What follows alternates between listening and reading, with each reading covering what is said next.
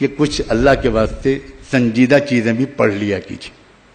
زیادہ تو نہیں کہوں گا جتنا بے تکلفی سے میں نے آج علماء سے کہا تھا، وہ تو اپنی برادری ہے، آپ تو بڑے نازک مزاج لوگ ہیں، اس لیے میں آپ سے کہتا ہوں کہ فضول چیزوں کو پڑھنا اب بند کر دیجئے. ان کی زکوٰۃ بھی آپ پر واجب ہو گئی. اب آپ کچھ کام کے لٹریچر پڑھیے. ہر مہینے اپنے شہر کے کسی اچھے اسٹال میں جا کر فریڈم اسٹرگل کی تاریخ کی کچھ کتابیں پڑھیے. بہت کتابیں ہیں. اروندھتی رائے کی کتابیں پڑھیے، اگروال کی کتابیں پڑھیے. چوٹی کے مصنفین ہیں جنہوں نے ایک لفظ بھی اپنی طرف سے نہیں لکھا ہے. برٹش گورنمنٹ نے 12 والیومز میں وہ پوری میٹنگز کی منٹس چھاپ دی ہیں. جو میٹنگ گاندھی، نہرو، جناح، مولانا آزاد، پٹیل ان سب کے ساتھ جو چلتی تھی، ماؤنٹ بیٹن کی یا ان سے پہلے کے وائسرائے کی، جتنی میٹنگز ہوئی ہیں ہر منٹ کی رودات دن تاریخ کے حوالے کے ساتھ برٹش گورنمنٹ نے چھاپ دی ہے. یہاں تک کہ جو خط و کتابت ہوتی تھی ان کے درمیان، جو کرسپونڈنس ہوتی تھی، جو کمیونیکیشن ہوتا تھا، جو بھی کچھ یہ لوگ ایک دوسرے کو لکھ کے بھیجتے تھے، وہ سارے خطوط کی چھوٹے سے چھوٹے نوٹس کی اس کی آفیشل اٹیسٹڈ کاپی وہ سب برٹش گورنمنٹ نے چھاپ دی ہے. اتنا شاندار ثبوت ہے وہ اس بات کا، آفیشیل ڈاکومنٹ ہے برٹش گورنمنٹ کا، جس کا ایک ایک پیج یہ ثابت کرتا ہے کہ ملک کی تقسیم کی 1% ذمہ داری بھی مسلم لیگ پر، مسلمانوں پر اور جناح پر نہیں تھی. وہ ڈاکومنٹ ثابت کرتا ہے، وہ ڈاکومنٹ ثابت کرتا ہے کہ نہرو، گاندھی اور پٹیل ان 3 لوگوں پر اس ملک کے بٹوارے کی ذمہ داری تھی. اور آپ نے تو یہ سنا ہوگا کہ گھر کا بہدی لنکا ڈھائے، وہ جو کہتے ہیں. تو بی جے پی کی جب گورنمنٹ تھی اٹل بہاری واجپئی صاحب کی قیادت میں، تو اس وقت جو فارن منسٹر ہوا کرتے تھے مسٹر جسونت سنگھ، انہوں نے ایک بہت تفصیلی کتاب ملک کے بٹوارے کی تاریخ پر لکھی ہے. اس میں انہوں نے 50 حوالوں سے ثابت کیا ہے کہ ملک کے بٹوارے کی اصل ذمہ داری نہرو اور پٹیل پر ہے. وہ مہاتما گاندھی کو ذرا بچا لے گئے ہیں، کچھ مصلحت ہے اس میں ان کی، ہم ان کی مجبوری کو سمجھتے ہیں، لیکن چلو کم سے کم ایک ہی سیڑھی اوپر چڑھنے سے رہ گئے، نیچے سے اوپر تک تو آ گئے وہ. اور باقی مواد بہت موجود ہے پوری حقائق کو ثابت کرنے کے لیے.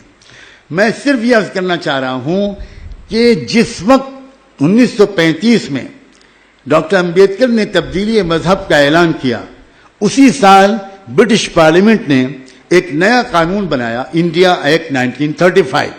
اس وقت سے 1935 تک برٹش گورنمنٹ جو انڈیا پر رول کر رہی تھی، وہ کر رہی تھی انڈیا ایکٹ 1919 کے ماتحت. پھر انہوں نے ایک نیا ایکٹ بنایا 1935، انڈیا ایکٹ 1935. اس انڈیا ایکٹ 1935 کے فوراً بعد گاندھی جی نے آزادی کی وہ تحریک جو پچھلے 10 سال پہلے بلکہ 16 سال پہلے انہوں نے اچانک بند کر دی تھی، اس لیے کہ وہ آزادی کی تحریک علماء اور مسلمانوں کی قیادت میں چل رہی تھی اور گاندھی جی پیچھے پیچھے چل رہے تھے. لیکن 16 سال تک اچانک آزادی کی تحریک کو موقوف کر دیا گاندھی جی نے کسی کے مشورے کے بغیر. اور 1935 میں جب وہ برٹش پارلیمنٹ نے وہ ایکٹ پاس کیا، اس کے فوراً بعد گاندھی جی نے ایک نئے سرے سے ملک میں آزادی کی تحریک شروع کروا دی. اور اس موقع پر ہندو مسلم فسادات بنگال کے ذریعے سے شروع کروائے گئے، جس کا بنیادی مقصد یہ تھا کہ امبیڈکر نے وہ جو تبدیلی مذہب کا اعلان کیا ہے، جس کے نتیجے میں ایک اندیشہ پیدا ہو گیا تھا، جو اندیشہ بہت عرصے سے چلا آ رہا ہے اور آج نہیں تو کل وہ پورا ہو کر رہے گا، اس اندیشے کے مطابق ملک میں آزادی کی تحریک ایک نئے مقصد کی خاطر، ایک نئے پروگرام کی خاطر شروع کی گئی اور ہندو مسلم فسادات بھیانک طریقے پر شروع کروائے گئے اس پروگرام کے تحت کہ ملک کو آزادی تب ملے تب ملک پہلے بٹ جائے. اس لیے اتنا دلچسپ واقعہ ہے کہ 14 اگست کو پہلے ملک کی تقسیم ہوئی اور 15 اگست کو ملک آزاد ہوا. آپ اتنی چھوٹی سی بات پر غور نہیں کرتے. منطقی ترتیب کیا تھی کیوں بھائی؟ پہلے ملک آزاد ہوتا ہے اور آزاد ملک پھر الگ الگ اس کے دو حصے ہو جاتے، مگر مقصود آزادی تھی ہی نہیں، مقصود تقسیم تھی، مقصود بٹوارا تھا، مقصود مستقل طور پر کمیونل ٹینشن اس ملک میں پیدا کر کے ان کروڑوں مظلوموں کو ہندو بنائے رکھنا تھا۔ اصل مسئلہ یہ تھا مسلمانوں پر جو مظالم اس ملک میں ہو رہے ہیں، خدا کے لیے آپ مسلمان دانشور ہیں، آپ اس بات کو سمجھنے کی کوشش کیجئے کہ اس کا اصل نشانہ مسلمان نہیں ہے۔ چوٹ بے شک مسلمان کھاتا ہے، جان بے شک مسلمان کی جاتی ہے، جائیدادیں مسلمانوں کی جلائی جاتی ہیں، لیکن اس کا اصل نشانہ یہ ہے کہ مسلمانوں کو مارنے کے لیے وہ استعمال کس کو کرتے ہیں؟ بتائیے، میں آپ سے پوچھتا ہوں، انہی لوگوں کو استعمال کرتے ہیں نا۔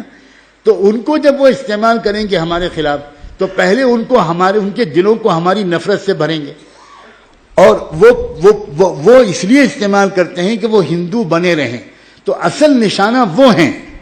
میں یہ کہنا چاہ رہا ہوں، اور آج بھی میں بات کو سمیٹتے ہوئے کہتا ہوں، اور اتنا یقین ہے مجھ کو، میں اپنے مالک کا شکر ادا کرتا ہوں کہ میرے راتوں کی اکثر حصہ مطالعے میں گزرتا ہے۔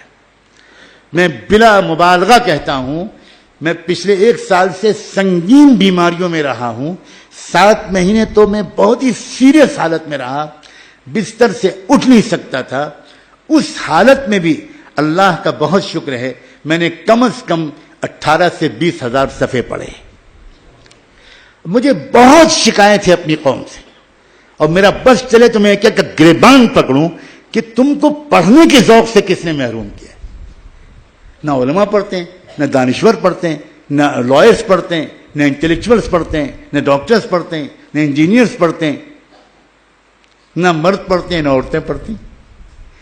ہر وقت موبائل دیکھتے رہتے ہیں، ہر وقت انٹرنیٹ سے کھیلتے رہتے ہیں۔ جو قوم پڑھے گی نہیں، جس قوم کے پاس نالج کا ذخیرہ نہیں ہوگا، جس قوم کے پاس ایک کریٹیکل اسٹڈی، کریٹیکل انالائسس، ایک تنقیدی تجزیے کا ذوق نہیں ہوگا، وہ قوم کیا خبروں میں سے غلط اور صحیح کا انتخاب کر پائے گی؟ بالکل نہیں کر سکتے۔ آپ 1000 بد دعا دیتے رہے آر ایس ایس والوں کو۔ میں آر ایس ایس والوں کے کیمپوں میں گیا ہوں، اور میں ان میں سے بہت سے لوگوں کو ذاتی طور پر جانتا ہوں، بہت پڑھنے والے لوگ ہیں، بہت مطالعہ کرتے ہیں۔ اسی طرح آر ایس ایس کی لابی کے خلاف اس ملک میں جو ایمبٹ موومنٹ چل رہی ہیں، جو مظلوموں کی تحریکیں چل رہی ہیں، انہوں نے بھی اپنے کیڈر اور چھوٹے سے چھوٹے کاریہ کے اندر بھی لٹریچر کے پڑھنے کا ایک شوق پیدا کر دیا۔ نہیں پڑھتے اگر کون؟ تو مسلمان نہیں پڑھتے۔ آج کم سے کم آپ ایک مسافر سے اتنا وعدہ کر سکتے کہ سنجیدہ مطالعہ شروع کریں۔